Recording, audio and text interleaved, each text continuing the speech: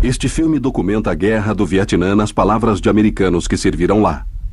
Ele retrata filmes caseiros e raras imagens de arquivo coletados durante uma busca pelo mundo todo e apresentado agora em alta definição. Muitas cenas são gráficas em natureza e recomenda-se critério do telespectador. Eu tô machucado! Ah! O que é? Ei! Eu estive na Segunda Guerra! Sei do que estou falando! Eu tenho um filho que entrou no exército! Mais de 10 anos. Nós lutamos porque devemos lutar. Vivemos num mundo onde cada país pode moldar seu próprio destino. Mais de 2,5 milhões de americanos serviram no Vietnã. Não é guerra que você conhece, é a guerra que eles lutaram. Não seremos derrotados.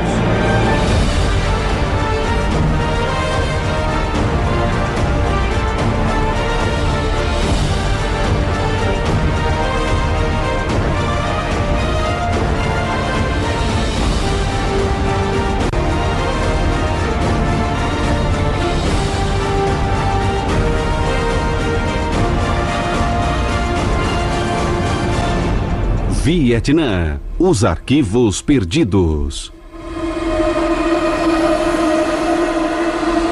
Guerra de Mudança, 1969-1970.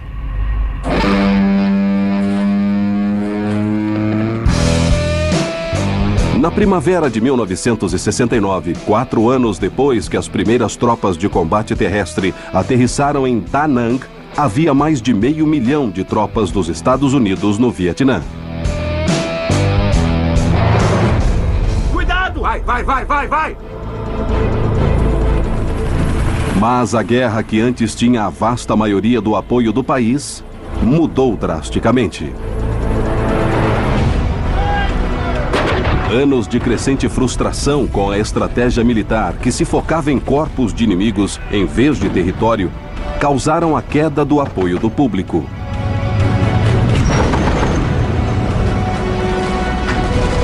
E pela primeira vez, os soldados americanos no Vietnã estão sentindo os efeitos do movimento anti-guerra em seu país.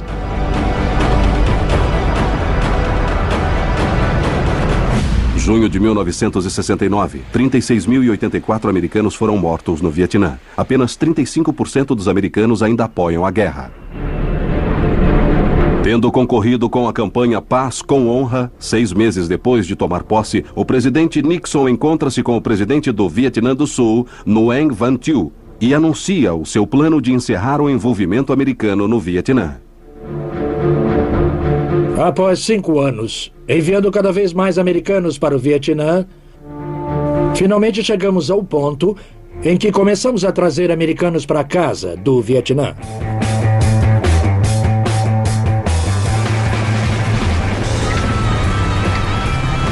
O exército dos Estados Unidos agora começa o longo e complicado processo de retirada das tropas americanas e o treinamento dos sul-vietnamitas para assumirem total responsabilidade do combate. A estratégia é chamada de vietnamização.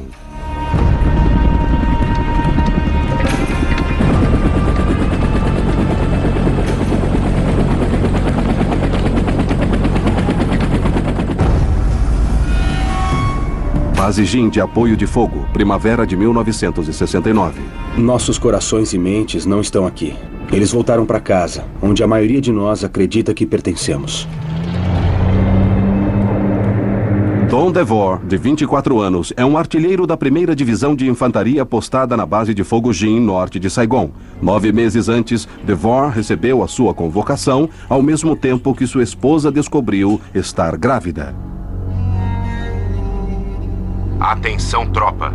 Ainda não conseguimos informações. No último outono, quando a minha esposa contou que estava grávida e eu recebi a minha convocação... Lembro que fiquei violentamente mal do estômago. Foi uma sensação muito ruim. Eu não queria nem um pouco servir e não queria ter de ir ao Vietnã. Todos tínhamos a mesma missão. Acabar logo com isto, permanecer a salvo e voltar para as nossas famílias. Porque todos nós tentávamos sair daquele inferno. E nenhum de nós queria ser o último a morrer por uma causa perdida no Vietnã. Região do delta de Mekong.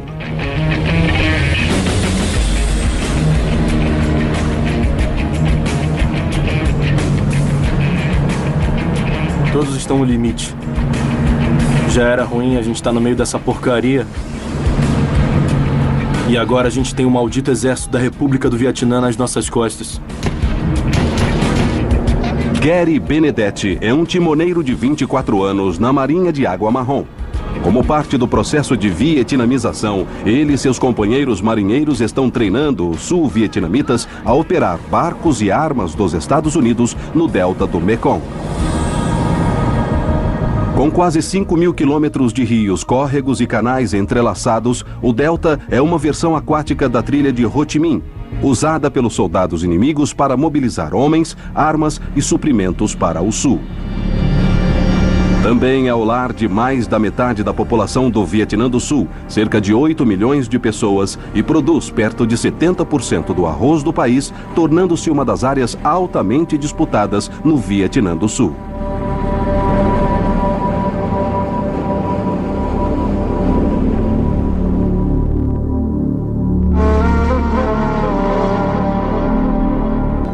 Eu não sei como a gente vai ensinar esses sujeitos a assumir o controle para nós. A nossa marinha está nesses rios há anos tentando impedir os Vietcongues. E ainda por cima passamos por maus bocados.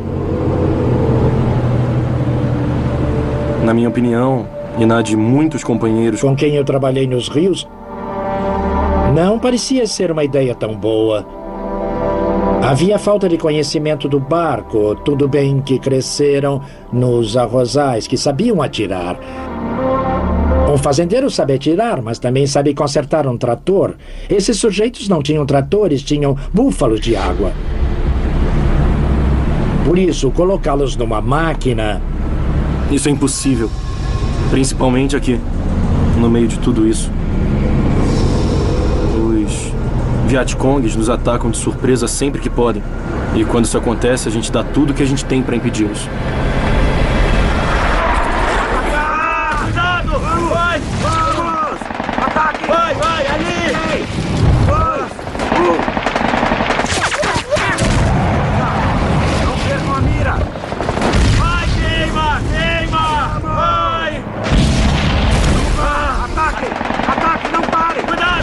Não pensem que vão vencer. Eles vão usar tudo que têm só para sobreviver. Oi, papai, é a Debbie. Como o senhor tá? Oi, papai, é o David. Eu quero contar o que tá acontecendo em Ohio. Eu ia gostar muito que me escrevesse de volta, tá? Até logo. Tchau. Lembre-se, eu amo você com todo o meu coração. E espero que nunca mais sejamos separados de novo. Vamos esperar que a guerra termine. Cuide-se. Amo você. O marido de Ann Purcell, Ben, está desaparecido em ação no Vietnã há 13 meses, desde que o helicóptero em que estava foi abatido. Desde então, ela e seus 5 filhos perderam o contato com ele e estão sem nenhuma informação sobre se ainda está vivo. Não ouço as fitas do Ben desde que ele desapareceu. É muito doloroso. Mas eu ainda só fico pensando nele.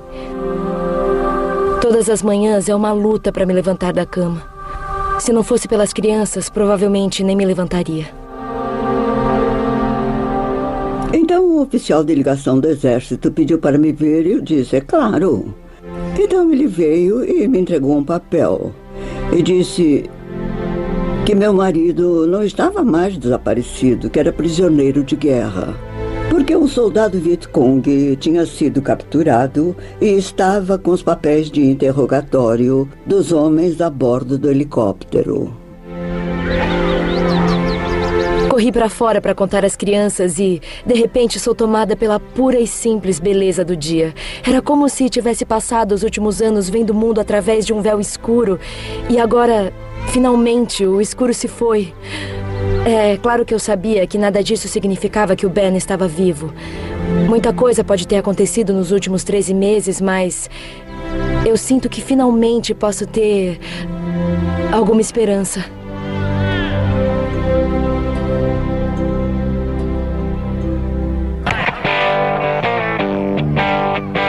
Woodstock.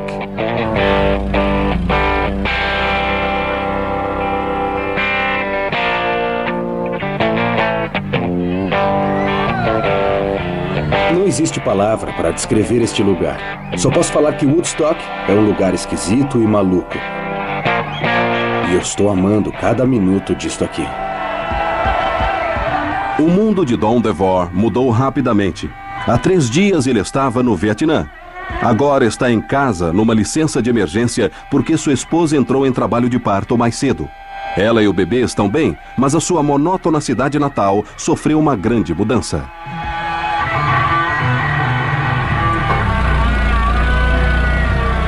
Todas as estradas pareciam um estacionamento. Pensei que podia ter havido um acidente, mas eram tantos carros que não dava para acreditar. Liguei o rádio e estavam falando de Woodstock. Então, liguei para alguns amigos. Eles moravam perto da área e fomos todos para Woodstock.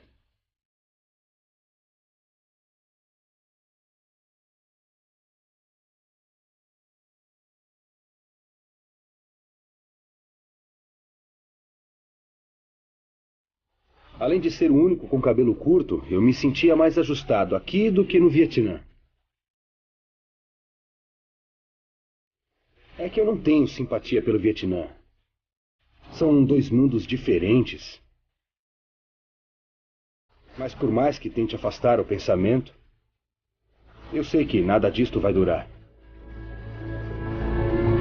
Dentro de alguns dias, quando a licença terminar, Woodstock, minha família e meu novo filho serão uma lembrança distante. Porque vou voltar ao Vietnã.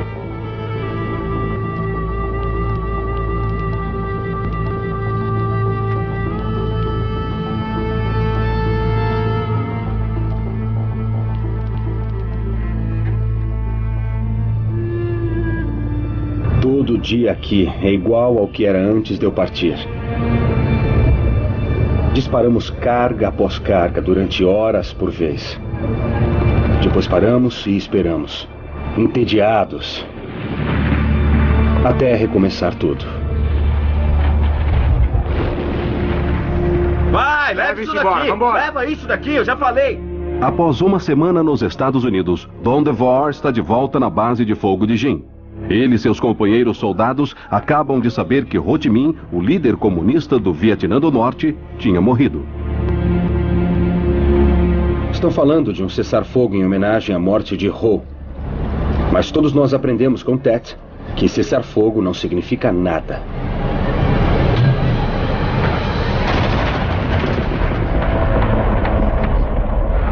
Atenção, companhia! Nossas unidades no campo têm pedido apoio de artilharia o dia todo. Vamos lá, atira, atira! Aposto que disparamos no mínimo umas 1000 cargas nas últimas horas. Vamos lá, atira, atira, atira! Como toda base de apoio de fogo, a base Jin fornece cobertura de artilharia para unidades de infantaria americana ou sul-vietnamita no campo. Quando essas tropas sofrem ataques, elas dependem das bases de fogo locais para sobreviver. Fogo!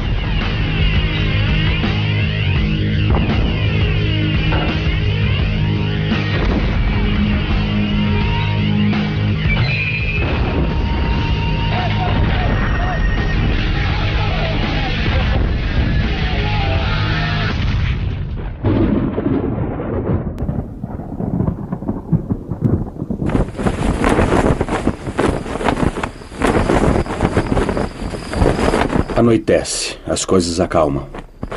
Mas continuamos em alerta total. Não é surpresa as forças inimigas lançarem a maioria de seus ataques à noite, sob a cobertura da escuridão. Bases de fogo como a de Jin são consideradas alvos primários, e como as bases são imóveis, os Vietcongs têm bastante tempo para descobrir qualquer ponto fraco.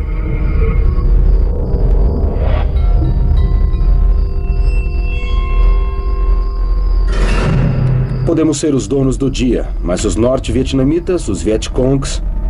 Eles eram donos da noite. Essa era a hora deles. Ainda não conseguimos informações Sempre senti que era quando eles tinham a vantagem. Porque muito do armamento moderno e técnicas que tínhamos não eram adaptadas para a noite. E era à noite que todos nós ficávamos mais vulneráveis. Algumas bases próximas foram atacadas na última noite, por isso todos estão nervosos. Eu e outros 5 fomos designados para serviço de sentinela no bunker do controle de fogo. Nossas ordens são para enviar as coordenadas por rádio assim que um alvo for localizado.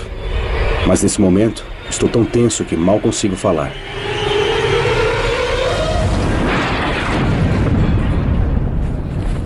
De repente, ouço uma explosão em cima do bunker. Não sei o que foi, mas vi o nervosismo em alguns dos outros. Ouvi alguém falar que ouviu um GLF, granada lançada por foguete. Num instante, o terror se instalou. Vamos seguir pela mata! Ouvi alguém gritar, inimigos no perímetro. Todos atentos para qualquer movimento estranho. A explosão foi perto do meu pé. Fui atingido em cheio. Eu fui literalmente arremessado para cima e caí com força no chão. E depois só senti muita dor. No lado esquerdo do meu corpo. Olho para o meu braço esquerdo e só vejo uma massa ensanguentada. É a última coisa de que me lembro, antes de desmaiar.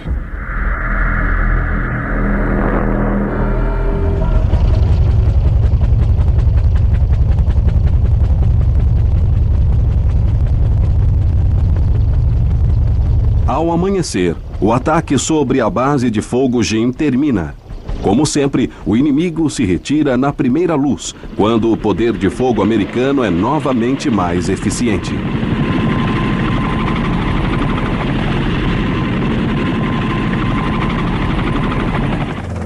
Abro os olhos e um bando de companheiros dão vivas para mim.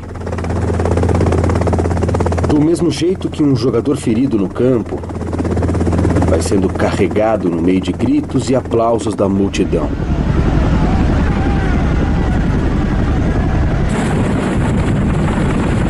E quando levantamos voo, uma calma toma conta de mim. Posso ver pela porta lateral que o sol da manhã começa a surgir. O céu está meio vermelho púrpura. E só consigo pensar que estou vivo. Para mim, essa loucura acabou.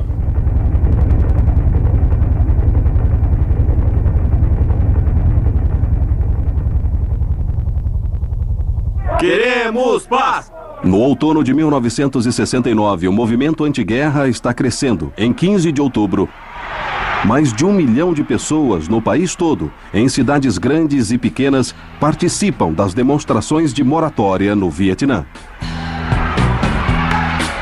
It's the time of the season when love runs high.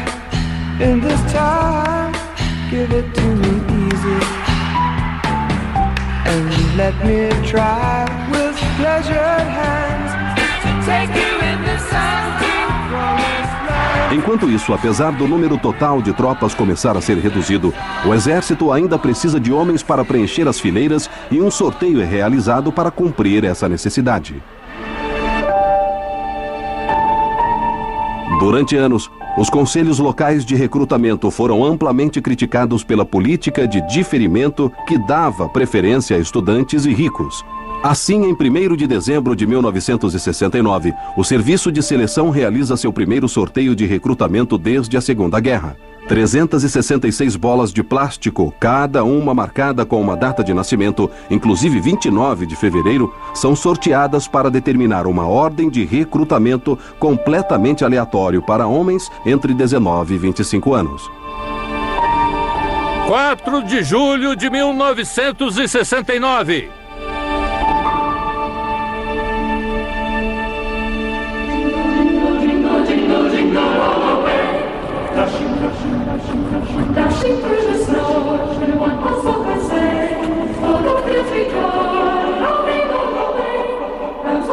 As crianças nunca estiveram tão felizes desde que o Ben partiu.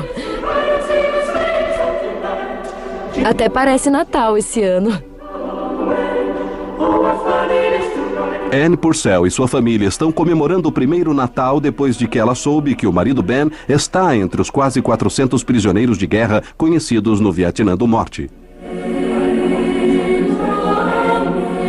Desde que recebemos a notícia sobre o Ben, as crianças acham que ele vai voltar logo para casa. Minha filha Debbie... Ela estava convencida de que receberíamos uma carta no Natal. E ela ia até a caixa do correio diariamente. Era de partir o coração.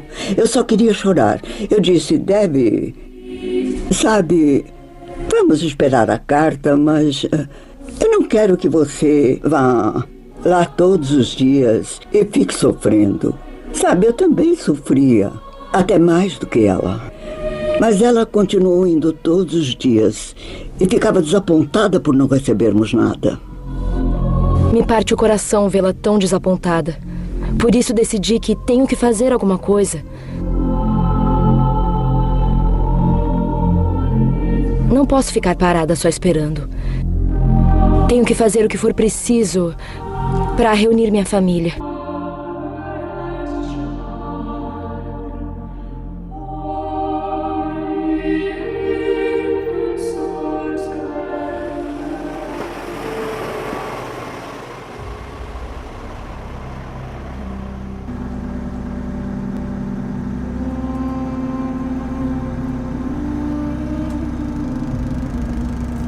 Ao navegar pelos rios, cercado por pessoas que ainda vivem na Idade da Pedra,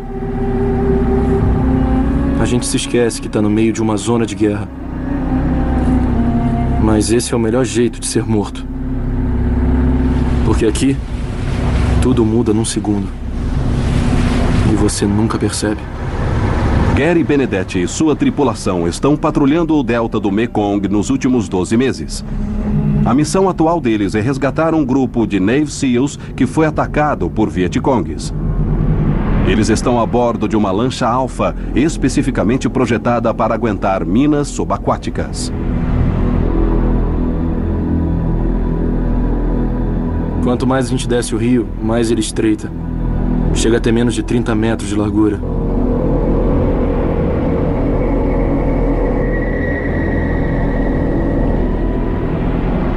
E você fica observando. Esperando ser alvejado a qualquer momento. Você não via nada, porque só via mato. Não dava para ver nada além, porque a selva era fechada. Você ia indo e imaginando o que estava acontecendo. Você espera um ataque a qualquer instante.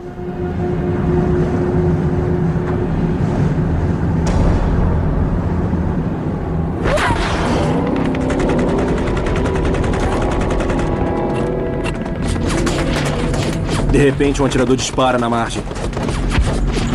Todos abrem fogo. Você nem sabe por que está atirando, só fica atirando.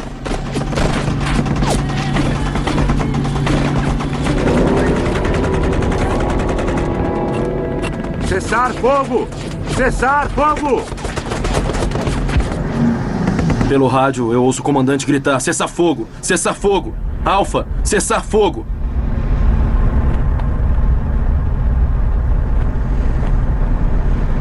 E então, quando a fumaça dissipa, enxergamos em quem atiramos.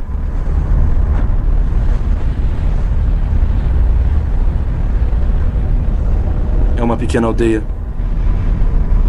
cheia de pessoas, todas mortas. Eu sinto meu sangue começar a ferver. Os Vietcongues fizeram isso de propósito. Eles se escondem atrás dessas pessoas e atiram em nós porque sabem que vamos atirar de volta neles. É assim que fazem os civis não confiarem na gente. Em poucas semanas, eu estarei indo para casa. E quando eu for embora, eu torço para que os sul-vietnamitas continuem com o trabalho. Depois de ver como os Vietcongues tratam essa gente, que Deus os ajude se não conseguirem.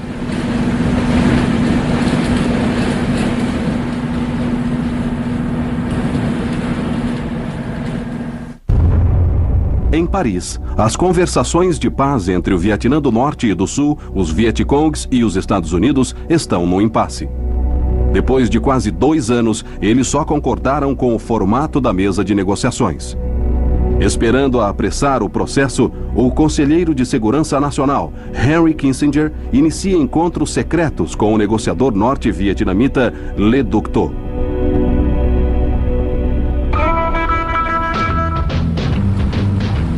Enquanto isso, o programa de vietnamização de Nixon prossegue lentamente, mas com constância. Por todo o país, as tropas americanas estão entregando equipamento, bases e anos de conhecimento militar para os sul-vietnamitas.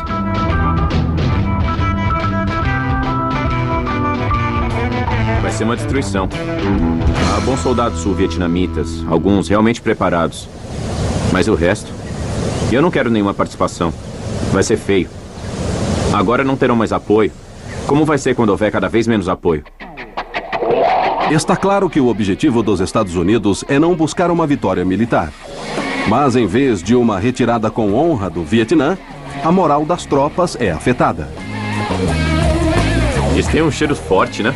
Tem mesmo, é muito forte, mas é legal.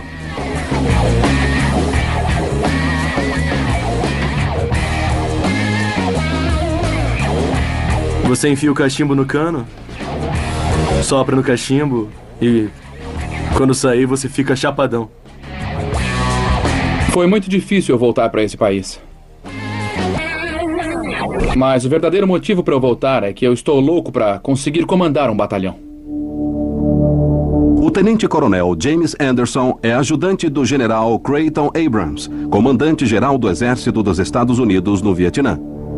7 anos depois de servir como consultor do Exército da República do Vietnã, Anderson se prepara para assumir o comando de um batalhão americano problemático. O general Abrams veio para mim uma noite e perguntou se eu não queria comandar aquele batalhão.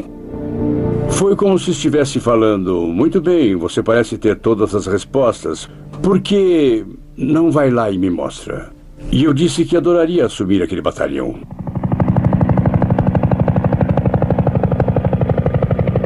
Anderson logo descobriria como é importante unificar seus homens. A porta para o QG do batalhão abre e um bando de generais entra. Eles me pedem sigilo e vão direto ao ponto. Em quanto tempo consegue estar preparado para um assalto e combate no Camboja?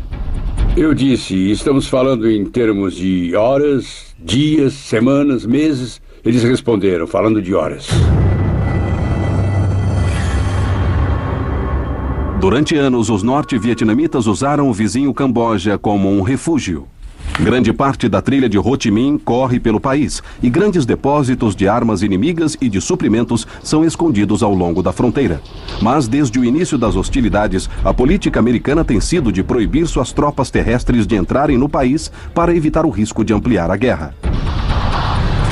No início de 1970, contudo, o presidente Nixon vê uma janela de oportunidade quando o líder cambojano, Norodom Sihanouk, é deposto pelo general pró-americano Lon Nol.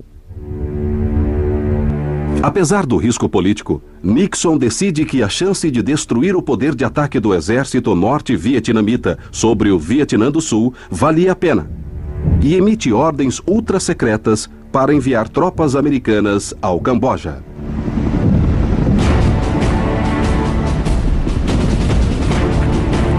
É como uma injeção de adrenalina direto na veia. Dentro de horas, centenas de soldados estarão reunidos. Enormes quantidades de munição e suprimentos chegarão de avião e serão distribuídos.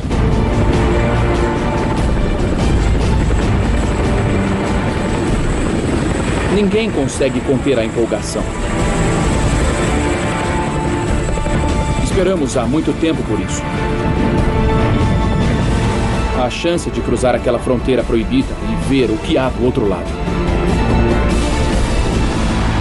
Estamos finalmente indo ao Camboja.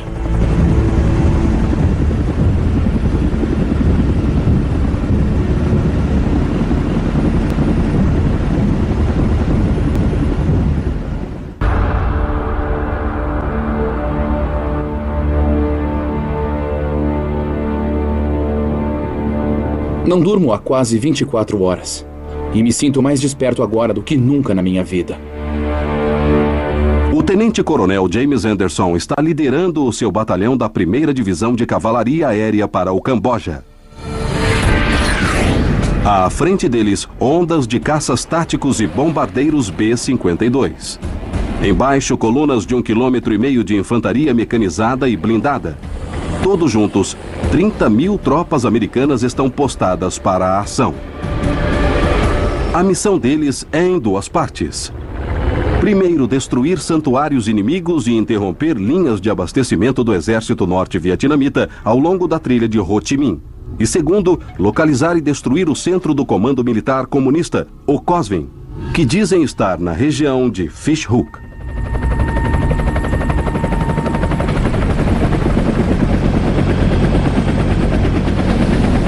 Cuidado! Vai! Assim que atingimos o solo e nos organizamos, avançamos. Eu não quero perder tempo tentando descobrir o que o inimigo vem escondendo.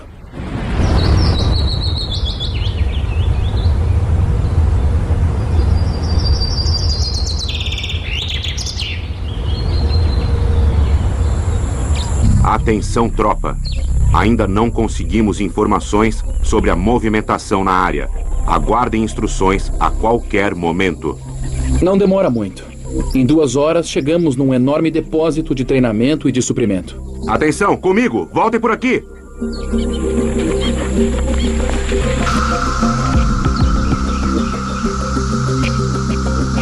Todos começam a chamá-lo de A Cidade, porque tinha tudo que você poderia imaginar.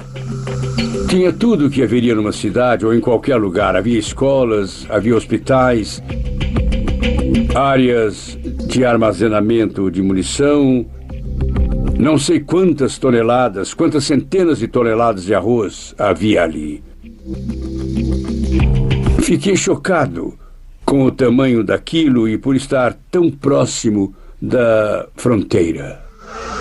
Não estávamos a mais de 11 quilômetros dentro do Camboja.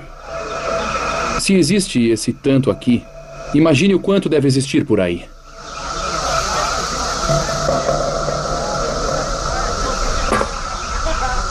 Há tanto suprimento que levaria meses para destruir tudo.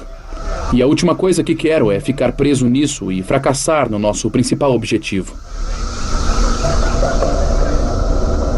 Por isso, ordenei que 2 companhias de atiradores ficassem na cidade e supervisionassem a sua destruição, enquanto eu levaria 3 companhias para encontrar o quartel-general do exército norte-vietnamita. Atenção, companhia! Vamos seguir pela mata! Todos atentos para qualquer movimento estranho. Enquanto Anderson e seus homens correm na direção de seu objetivo, o presidente Nixon se prepara para lidar com o problema político, a revolta que a notícia certamente iria provocar.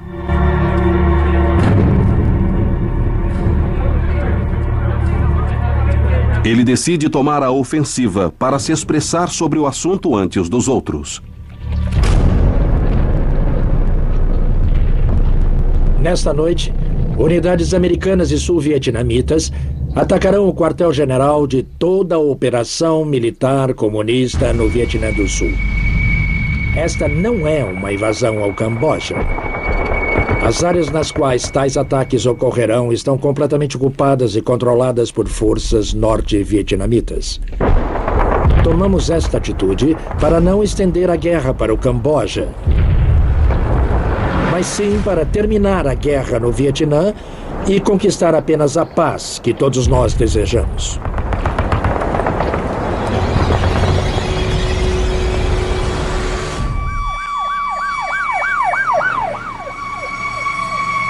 No dia seguinte ao anúncio de Nixon, protestos estudantis irrompem em dezenas de campi por todo o país.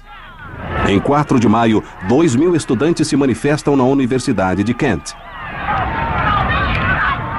Quando a demonstração descamba em violência, membros da Guarda Nacional de Ohio, de repente, abrem fogo sobre a multidão de estudantes. Em 13 segundos, 67 tiros são disparados. 4 estudantes morrem. Outros 8 ficam feridos, um permanentemente paralisado. A reação do público é de horror e se dissemina. 4 milhões de estudantes entram em greve, forçando 450 faculdades, universidades e colégios a fecharem.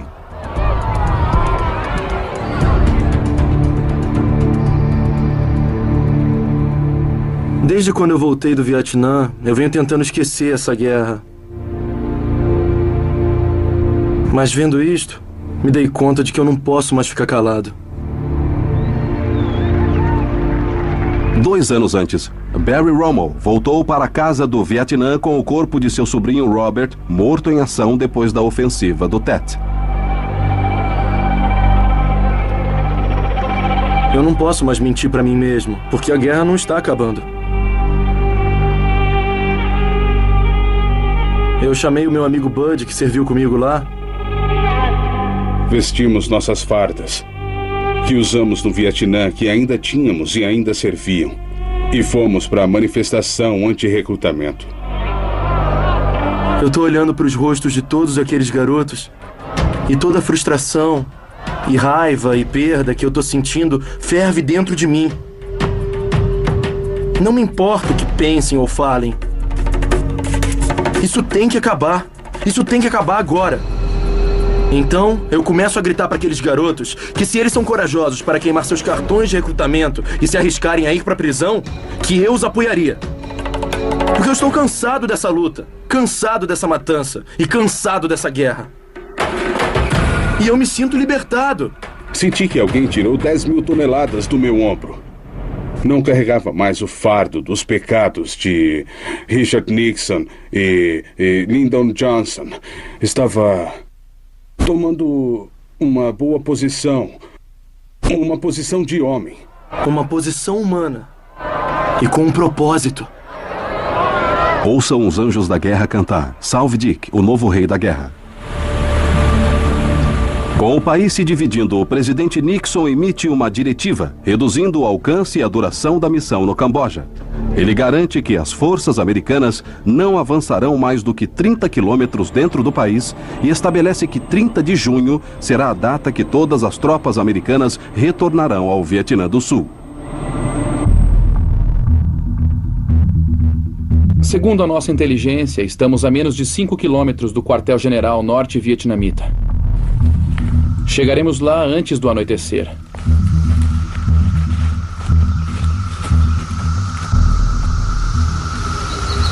Mas justo quando estamos próximos do nosso objetivo, eu recebo uma ligação da divisão do quartel-general, me dizendo para ficar onde estava. Não vá mais adiante. Não ir mais adiante. Não fazia nenhum sentido para mim, taticamente. Eu fiquei muito perturbado com isso. Perguntei quem foi que tomou essa decisão idiota. Estou a 5 quilômetros do meu objetivo e chegaremos lá ao anoitecer. O que está acontecendo? Finalmente o comandante da divisão me põe na linha e diz: Anderson, cale a boca e ouça. Suas ordens são para ficar onde está e não ir mais adiante. Descobri mais tarde que o presidente Nixon comunicou ao povo americano que os nossos objetivos no Camboja eram limitados. Estou totalmente sem fala. Pela primeira vez em muito tempo, parecia que finalmente estávamos tendo algum bom senso nesta guerra. Agora, não tenho certeza do que estamos fazendo.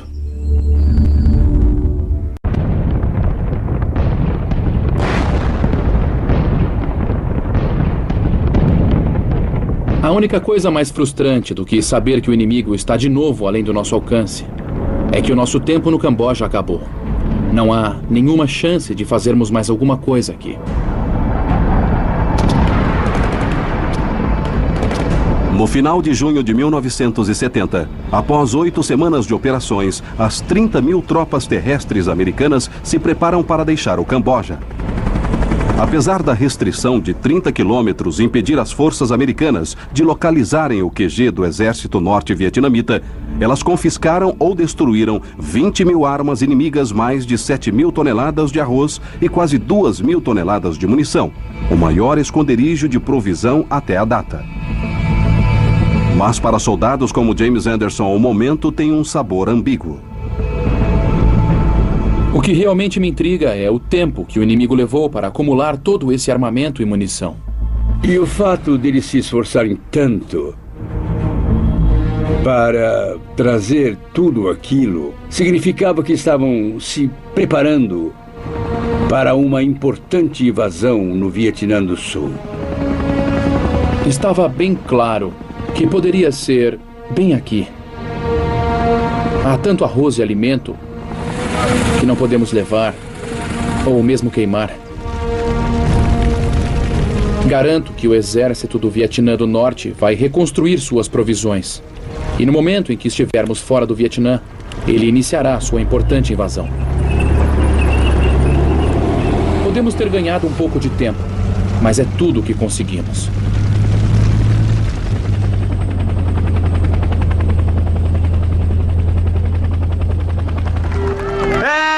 Sejam bem-vindos! De volta! Viva!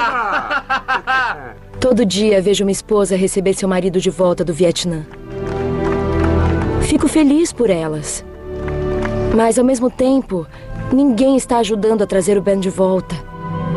E eu já cansei de esperar. No verão de 1970, Ann Purcell torna-se membro fundadora da Liga Nacional de Famílias, uma organização com uma única missão: conseguir a libertação de todos os prisioneiros, um relatório completo dos desaparecidos e o retorno dos restos mortais recuperáveis de todos que morreram no Vietnã.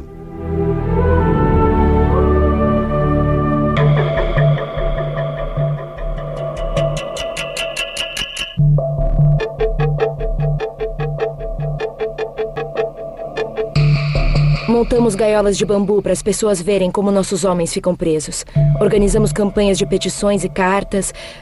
Fazendo tudo isso, nós ajudamos a divulgar sobre os prisioneiros de guerra, principalmente para as pessoas não envolvidas diretamente na guerra. E isso fez as pessoas se darem conta de que havia um ser humano lá, que precisávamos pensar nele e rezar por todos que estiveram lutando pela nossa liberdade. Mas na medida que entra o ano de 1971, as conversações de paz continuam num impasse e a retirada dos Estados Unidos do Vietnã acelera. Nos últimos 10 anos, presidentes dos Estados Unidos se dirigiram ao povo americano em épocas de crise para falar sobre a guerra e a ameaça de guerra. Hoje eu posso falar de modo mais esperançoso e positivo sobre como estamos levando esta nação e o mundo na direção de uma paz duradoura. Cumprimos os nossos compromissos, retirando as nossas tropas. O Vietnã do Sul tem uma excelente oportunidade não só de sobrevivência, mas de construir uma sociedade forte e livre.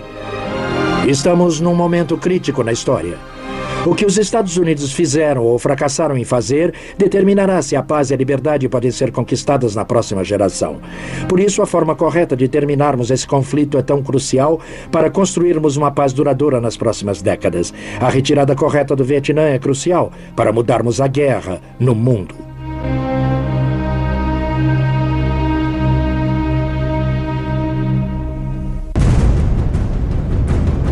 Durante 3 anos, as conversações de paz entre os Estados Unidos e o Vietnã do Norte vêm acontecendo em Paris, com pouco ou nenhum progresso.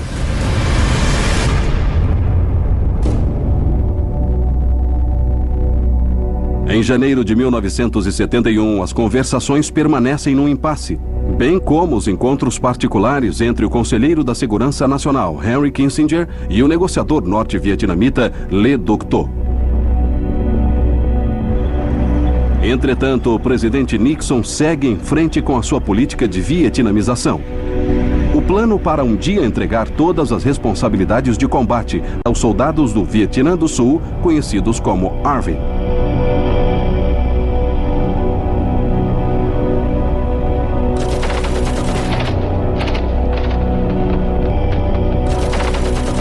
Como resultado da contínua retirada americana, a pressão aumenta, não só sobre os ARVY, mas também sobre os americanos restantes, para prosseguir com toda a carga nas operações de combate.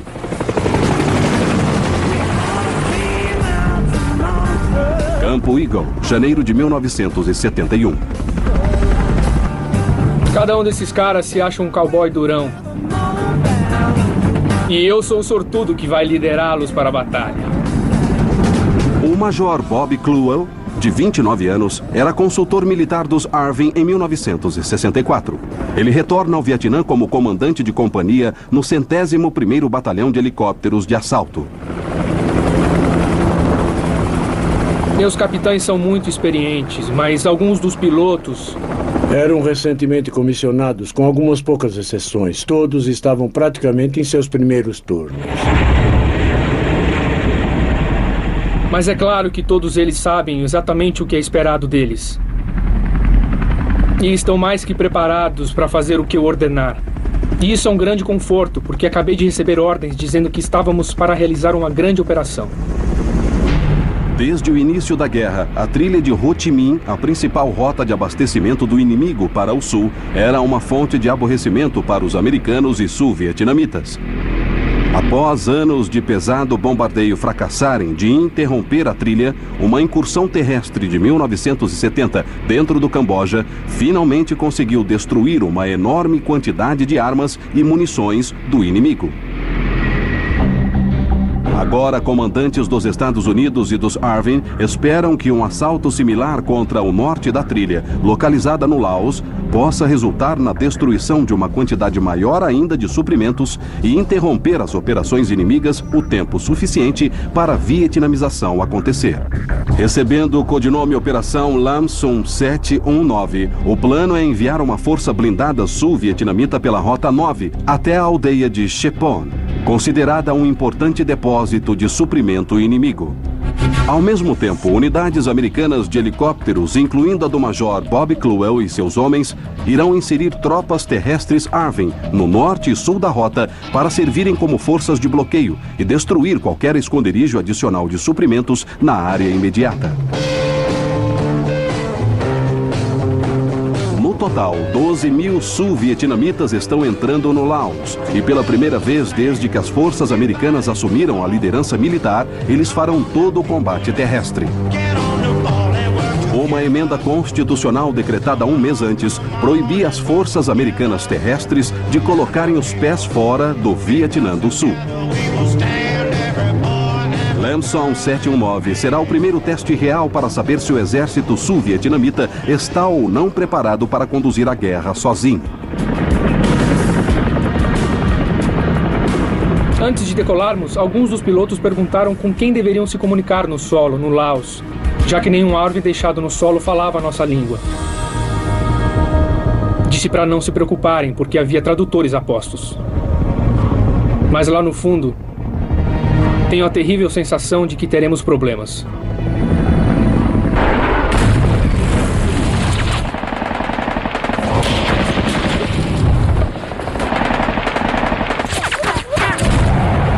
Quatro câmeras estão desaparecidos no Laos e acredita-se que morreram na queda do helicóptero. Um dos jornalistas mortos cobrindo a Lam Son 719 é amigo do correspondente da UPI, Joe Galloway. Galloway esteve no Vietnã durante as batalhas no Vale de Ia Drang há quase 6 anos. Seu chefe agora solicita que retorne para substituir o amigo. Apesar de ter lutado para chegar lá, na primeira vez, parti pensando que nunca mais queria voltar lá. Já tinha visto a guerra e minha participação nela tinha acabado. Contei à minha esposa e ela disse, não pode fazer isso. Ainda está em luto pelos seus amigos, não pode se colocar na mesma situação. Eu disse que precisava ir. Ela disse, bem, se você for, posso não estar mais aqui quando você voltar, então eu disse, eu posso não voltar.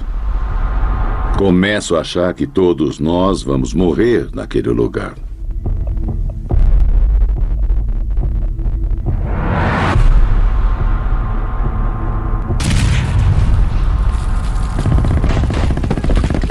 Galloway chega durante a segunda semana da Lam Son 719 e descobre que a situação militar está pior do que esperava. Quase 60 mil soldados norte-vietnamitas se reúnem para iniciar assaltos violentos contra 12 mil sul-vietnamitas. A coluna de blindados está parada a meio caminho de Chepon. Finalmente, durante a terceira semana de combate, uma rápida decisão foi tomada para avançar pelo oeste e estabelecer 3 zonas de aterrissagem: Lolo, Liz e Sofia. Com a coluna de blindados ainda parada na Rota 9, os comandantes dos Arvin e Estados Unidos planejam enviar de helicóptero aproximadamente 1.600 tropas terrestres Arvin nessas zonas, na esperança de poder iniciar o avanço para Shepon. Atenção! Coordenadas confirmadas para aterrissagem na rota da zona de combate. A caminho da zona de aterrissagem Lolo, o Major Bob Cluwell e sua companhia estão entre os 30 helicópteros selecionados para a missão na zona Lolo. Aeronaves sob forte ataque. Aproximação perigosa. Recalcular coordenadas. Atenção para a localização. Meu Deus, o que está acontecendo? Aeronaves sob forte ataque. Pelos rádios, podemos ouvir que os helicópteros à nossa frente estão sob intenso ataque de toda a zona de aterrissagem. Aproximação perigosa. Recalcular coordenadas. Atenção para a localização. Atenção todas as aeronaves. Atenção! Atenção na zona de combate. Líderes de companhias, atenção máxima para toda a zona de combate. Olho para baixo e parece que o terreno está se movendo abaixo de nós. Deve haver várias centenas de soldados inimigos e... Estavam camuflados e se moviam juntos como um tapete. E quando nos aproximamos da zona de aterrissagem, aquele tapete começou a atirar em massa no helicóptero. Atenção! Continuem! Continuem! Cobertura para as tropas em terra! Continuem! Vamos cobrir as tropas em terra! Em minutos, 2 dos meus helicópteros são abatidos. Pelo rádio ouço os nossos pilotos pedindo socorro, mas ninguém consegue descer para resgatá-los.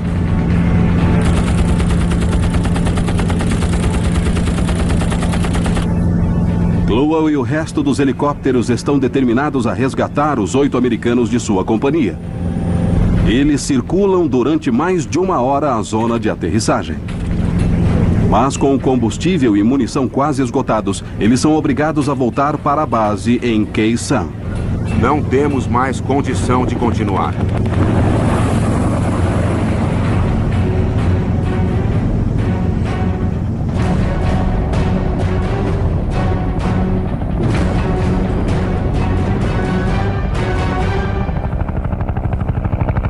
Quando chegamos a Khe Sanh, todos estavam esgotados. Mas não iria deixar os nossos homens lá. Então reuni todo mundo e disse... Nossos homens ainda estão vivos lá.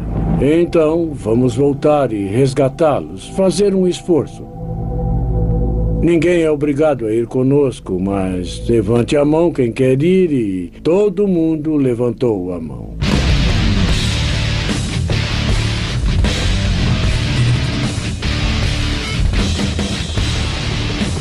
Estamos voltando para Lolo e sinto um imenso orgulho.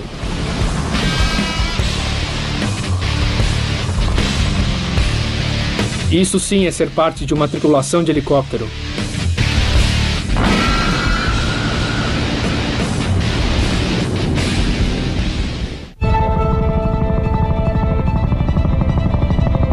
Em março de 1971, tropas terrestres sul-vietnamitas estão em batalha contra os norte-vietnamitas e pela primeira vez estão sem a consultoria ou apoio terrestre dos Estados Unidos. Somente tripulantes americanos, incluindo o Major Bob Cluwell e seus helicópteros, estão no meio da luta. Eles estão se dirigindo na zona de Lolo, no Laos, para resgatar os 8 homens de sua companhia que foram abatidos pelo norte-vietnamitas. Minha cabeça está a mil, percorrendo cada situação possível. Apenas uma coisa é certa.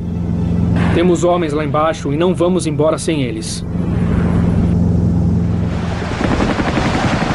Estes homens são alguns dos soldados mais corajosos e dedicados que eu já conheci. Cada um deles sabe exatamente o inferno que é aquilo. E mesmo assim, nenhum deles hesitou em voltar pelos amigos.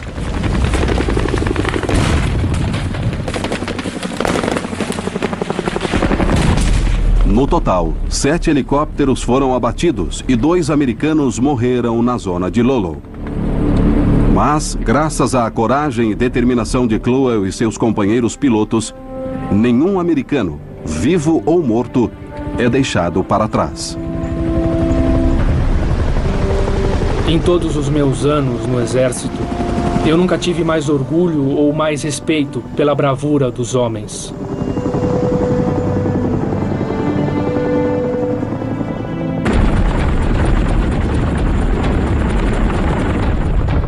Três dias depois, a investida continua com a decolagem de 120 helicópteros americanos para transportar mais 800 tropas terrestres de Arvin a uma distância de ataque de seu principal alvo, Shepon.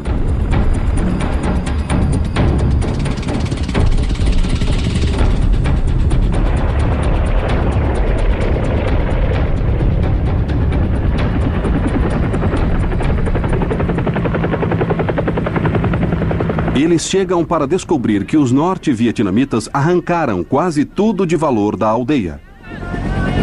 Shepon nem está perto de ser o enorme depósito inimigo de suprimento que os comandantes militares esperavam.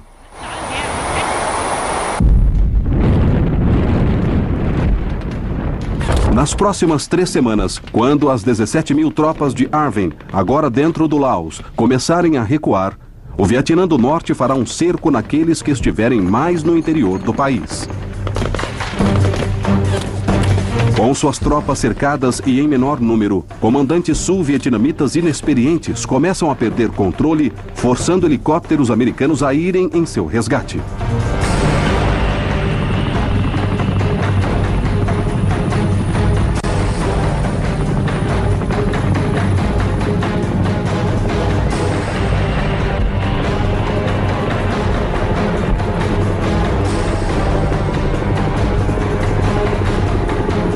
Nossos pilotos arriscam as próprias vidas para salvá-los, indo lá sem parar.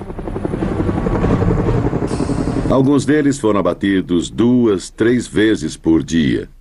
Foram abatidos, resgatados, voltaram, pegaram outro helicóptero e voaram de volta, foram abatidos de novo. Foi absolutamente insano.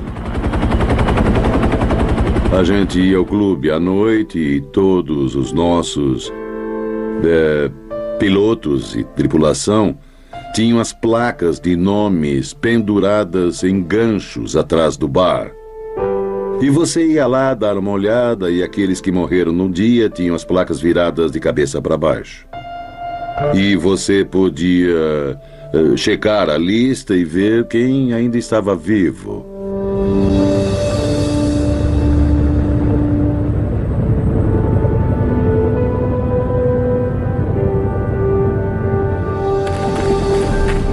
Quando a Operação Lamson 719 termina, quase 3.800 Arvin tinham sido mortos.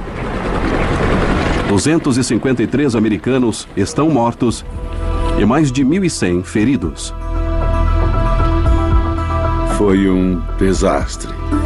Aquilo era para provar que os sul-vietnamitas eram competentes e capazes para assumir o papel dos americanos. E aquele foi o exercício de graduação.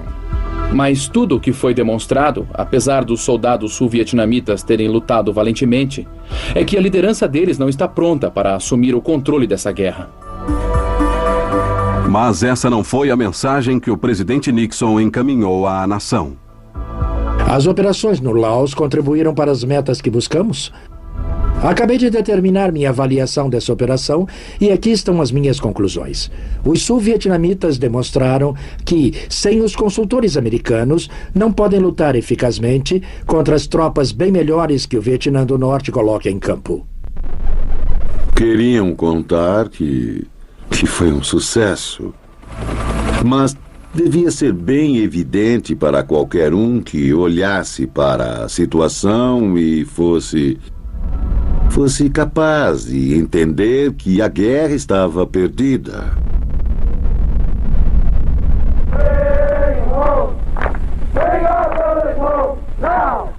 Queremos nossos direitos! Queremos nossos direitos! direitos! Em menos de 3 semanas depois que o presidente Nixon informou a sua avaliação da Lamson 719, uma demonstração de 5 dias em Washington, organizada por veteranos do Vietnã contra a guerra, atraiu grande publicidade e controvérsia. No 4º dia do evento, o porta-voz dos veteranos, John Kerry, depõe no Congresso. Ele foi o primeiro veterano do Vietnã a fazer isso. A cada dia, para facilitar o processo no qual os Estados Unidos lavam as mãos em relação ao Vietnã, alguém tem de dar a sua vida. Assim, os Estados Unidos não têm de admitir aquilo que o mundo todo já está sabendo e que não podemos dizer que cometemos um erro. Pedimos aos americanos que pensem nisso. Me digam, por favor, como se pede a um homem para ser o último a morrer no Vietnã. No dia após o depoimento de Kerry, os veteranos se concentraram na frente do Capitólio para o último dia de manifestações. Entre eles estava o ex-segundo-tenente Barry Rommel. Quando chegamos no Capitólio, todos fizeram fila. E cada um deles, um por vez, pegou a medalha que ganhou no Vietnã e atirou fora. E quando foi a minha vez de atirar, eu só consegui dizer, isto não vale a pena. Eu não consegui dizer mais nada. Só pensava na estrela de bronze, com um vedo, meu sobrinho, que morreu para ganhar dele. E dessa forma, só conseguia pensar no sacrifício dele pela mesma coisa em que me sacrifiquei.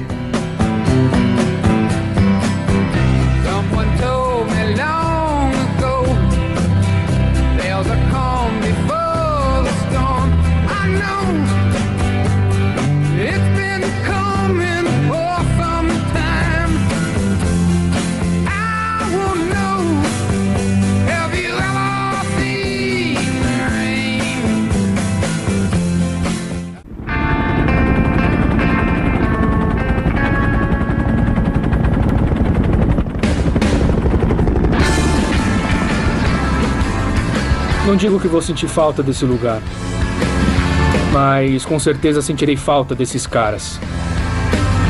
Mas do jeito que as coisas vão, eles logo estarão me seguindo para casa.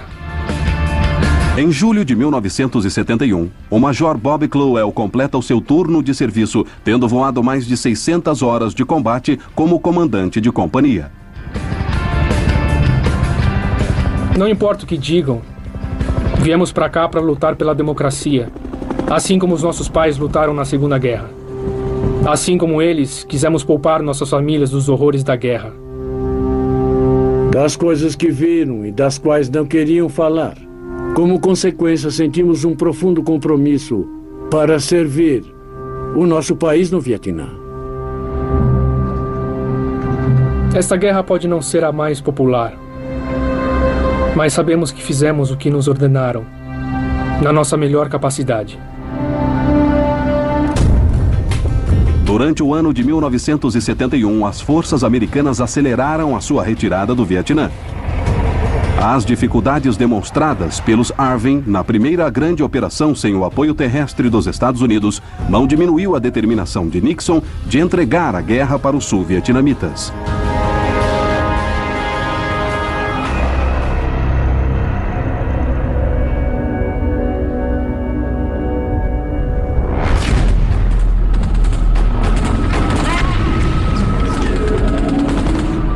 Em março de 1972, com as tropas americanas mais enfraquecidas do que estavam em 7 anos, o Vietnã do Norte de repente choca o mundo, lançando um ataque de 3 pontas no sul. Quase 150 mil tropas inimigas, juntamente com o apoio de unidades blindadas e de artilharia, lançam assaltos frontais e convencionais contra as fracas linhas defensivas dos soldados sul-vietnamitas. Quando algumas unidades sul-vietnamitas começam a desintegrar, o presidente Nixon mais uma vez aparece em rede de TV nacional, desta vez para tentar ajudar um aliado em dificuldades, defendendo uma nova fase da guerra. Durante a guerra no Vietnã, os Estados Unidos exercitaram um grau de limitação sem precedentes nos anais da guerra. Mas quando o inimigo abandona toda limitação, lança todo o seu exército para a batalha no território de seu vizinho, se recusa a negociar, nós simplesmente enfrentamos uma nova situação. Nestas circunstâncias, qualquer presidente que falhe para agir decisivamente terá traído a confiança de seu país e traído a causa da paz mundial.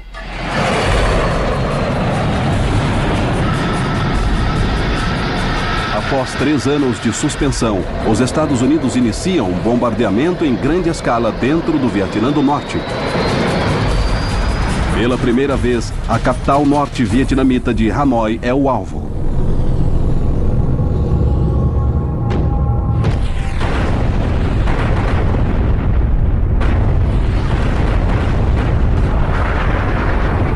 Nos próximos 5 meses e meio, 200 mil toneladas de bombas caem sobre o norte, enquanto as forças americanas completam a sua derradeira retirada do sul.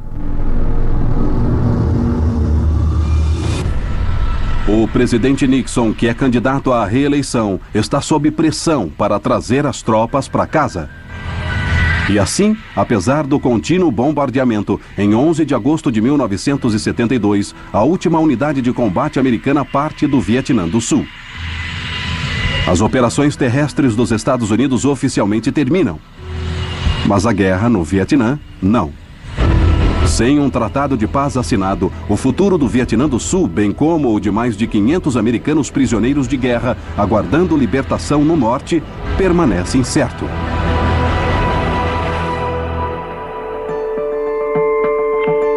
Finalmente, em outubro, Henry Kissinger anuncia um avanço em suas negociações com Le Duc Tho do Vietnã do Norte.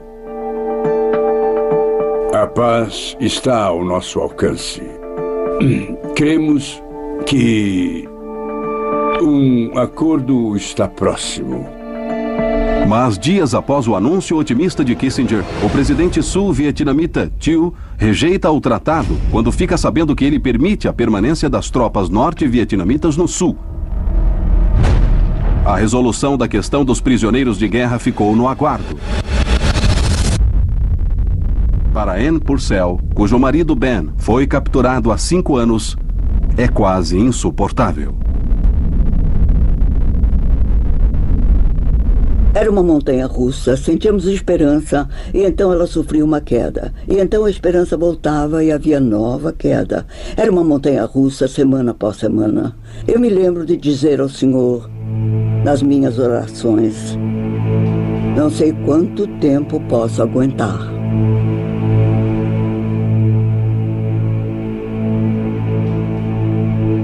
As negociações continuam nos próximos 3 meses, até que em 27 de janeiro de 1973, após bombardeio contínuo no norte e muita pressão dos Estados Unidos sobre o sul, todos os lados finalmente assinam o Acordo de Paz de Paris. As hostilidades devem cessar imediatamente, mas as tropas norte-vietnamitas têm permissão de ficar dentro do sul, sob a condição de não continuarem a aumentar suas forças ou recomeçar as agressões.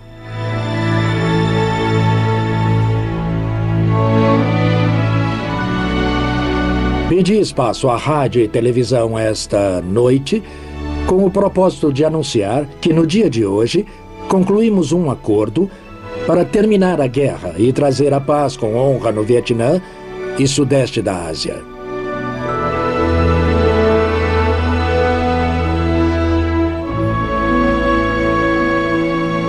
"28 anos antes, no final da Segunda Guerra, a Times Square em Nova York irrompeu numa comemoração espontânea.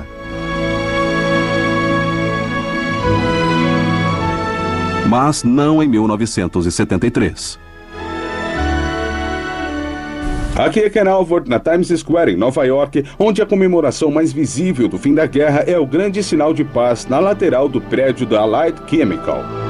O sinal acendeu e a notícia ficou rolando em sua base durante 1 minuto.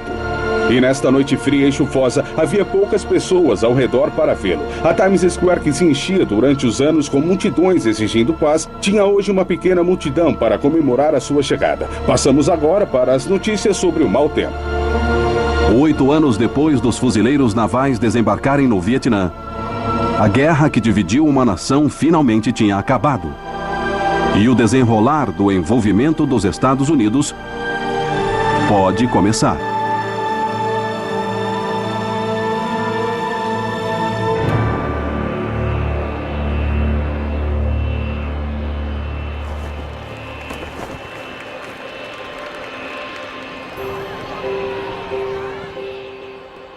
Três semanas depois que o Acordo de Paz de Paris é assinado, o retorno dos prisioneiros de guerra americanos começa. Para centenas de famílias por todo o país, é o fim de uma jornada emocional.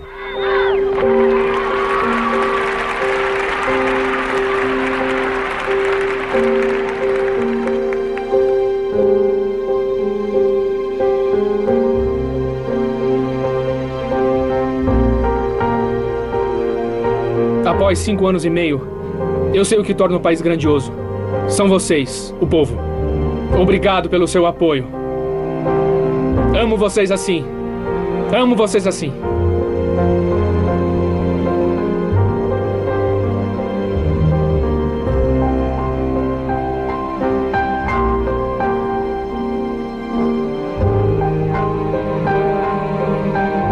Meu estômago está embrulhado. Durante 5 anos não fiz nada senão sonhar com esse momento.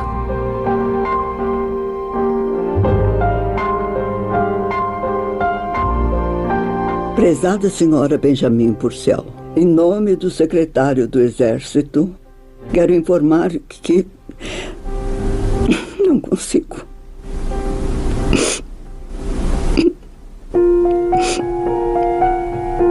Me dê um minuto.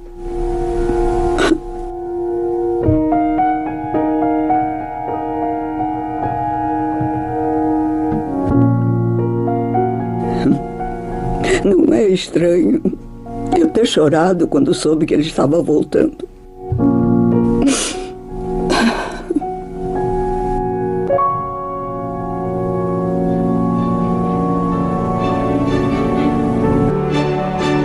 Fomos todos transportados em ônibus ou sedãs para o aeroporto e ficamos esperando em nossos pequenos grupos. E ficamos esperando e esperando até o avião chegar. E havia um tapete vermelho e uma bancada de microfones para eles falarem assim que saíssem do avião. E Ben tinha a maior patente. Então eles o deixaram descer primeiro. Vamos receber o Coronel Benjamin Purcell. Assim que o Ben saiu pela porta, as crianças começaram a gritar. Estavam tão emocionadas que mal conseguiam se controlar. Até eu não conseguia me controlar. Nesse momento, amigos da Geórgia, há 5 anos. Tentei me controlar e esperar que ele terminasse o discurso. Mas tudo que eu queria era tocar nele. Assim, teria certeza de que aquilo era real e de que ele era real. Por que fizemos? Em vez disso... Não aguentei mais. No meio do discurso dele, saí no meio da multidão e corri direto até ele.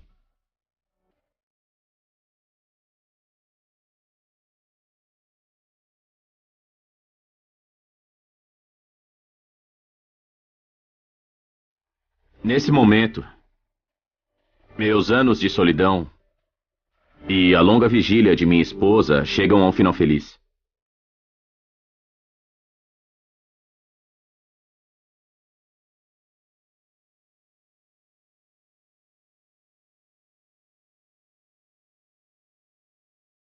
Quando corri até lá e abracei você, eu soube que finalmente estava em casa.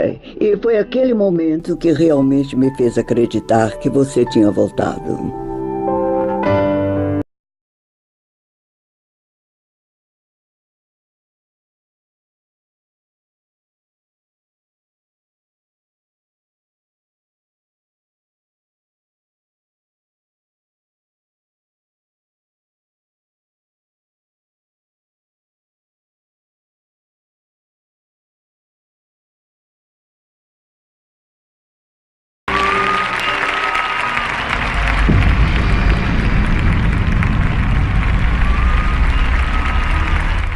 Para muitos americanos, o retorno dos prisioneiros de guerra marca a conclusão final da Guerra do Vietnã.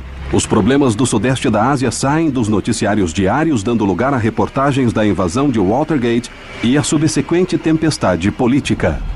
Neste final de semana, o presidente deverá renunciar devido ao escândalo de Watergate. Como presidente, devo colocar os interesses da nação em primeiro lugar. Portanto, renunciarei à presidência amanhã ao meio-dia.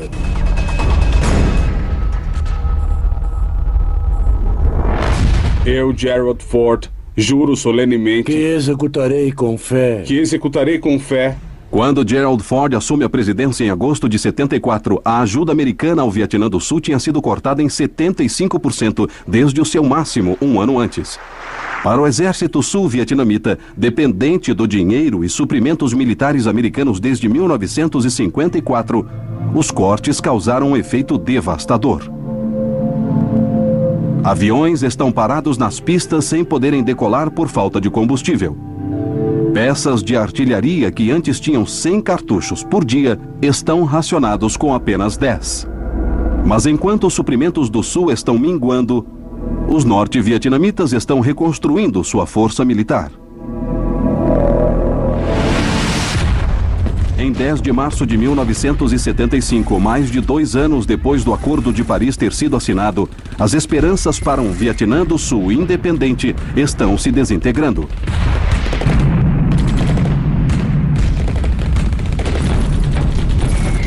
O Vietnã do Norte lança a sua maior e mais ambiciosa ofensiva sobre o Sul. Quando as unidades sul-vietnamitas começam a vacilar, milhares de civis do Vietnã do Sul correm por suas vidas. Em 21 de abril, o presidente Thieu renuncia.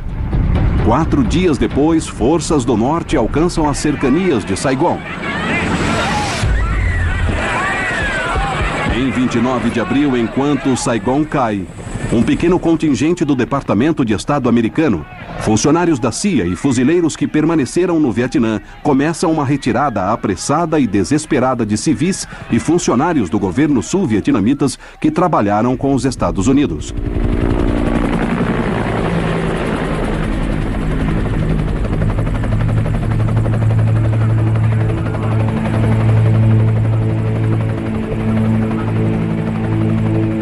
Milhares de pessoas sobem nos navios americanos que aguardam fora da costa.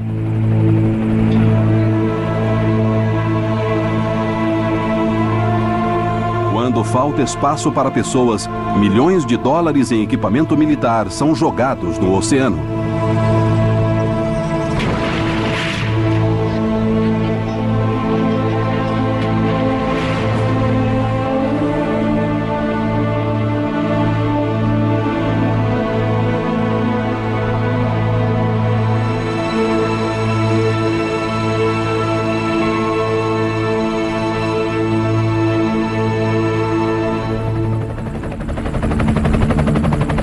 De abril, pouco antes das 8 horas.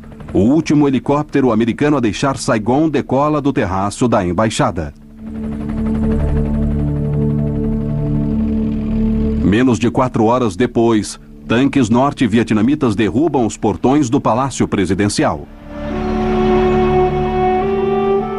Às 4 horas, uma transmissão de rádio ao vivo anuncia que Saigon foi oficialmente renomeada cidade de Ho Chi Minh. Estamos todos reunidos na agência, em cima do teletipo, quando ele começa a escrever: Saigon caiu. Saigon caiu. O Palácio Presidencial foi tomado. Acabou. Acabou.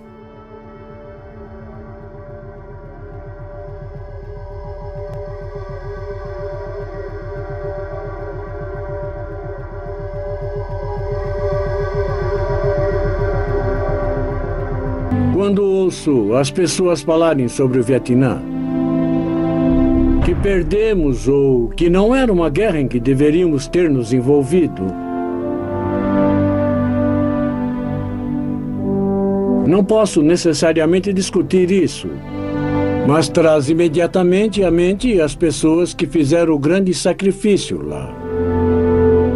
As pessoas que ninguém perguntou se elas queriam ir.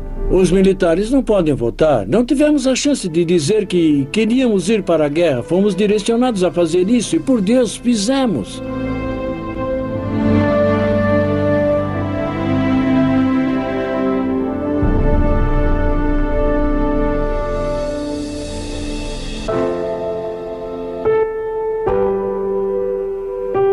Peguei a minha experiência militar e a enterrei. Não queria me incomodar com isso e não queria que ninguém me incomodasse com isso. Mas nos olhos dos meus filhos era algo de valor. Eles tinham muito orgulho de mim. E isso mudou a minha vida de muitas maneiras. Eles tinham muito orgulho de mim. Tinham muito orgulho do velho deles.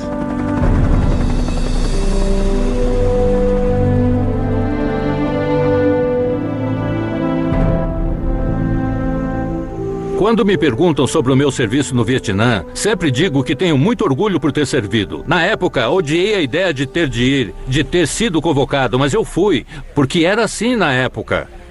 O país não estava em bons termos com os veteranos do Vietnã, mas isso mudou. E tenho muito orgulho desse fato.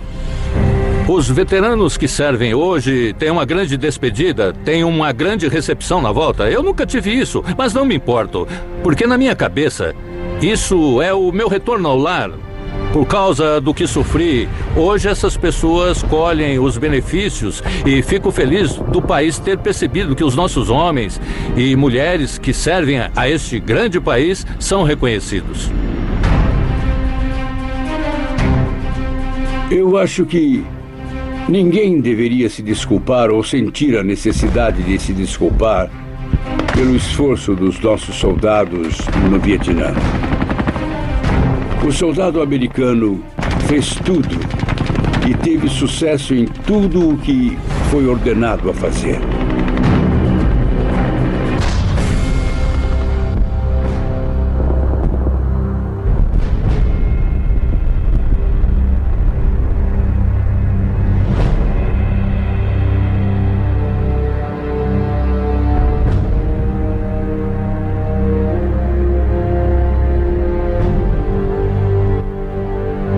E tivemos pessoas que sentiram que não iriam voltar.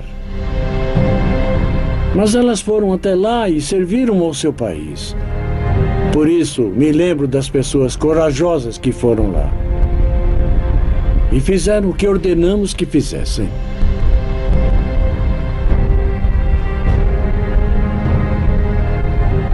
Dizem que os soldados da Segunda Guerra foram os melhores de sua geração. Bem, aqueles que lutaram cada guerra desde então foram os melhores de sua geração. Eles foram, serviram, se sacrificaram e lutaram como tigres. Eles eram nobres.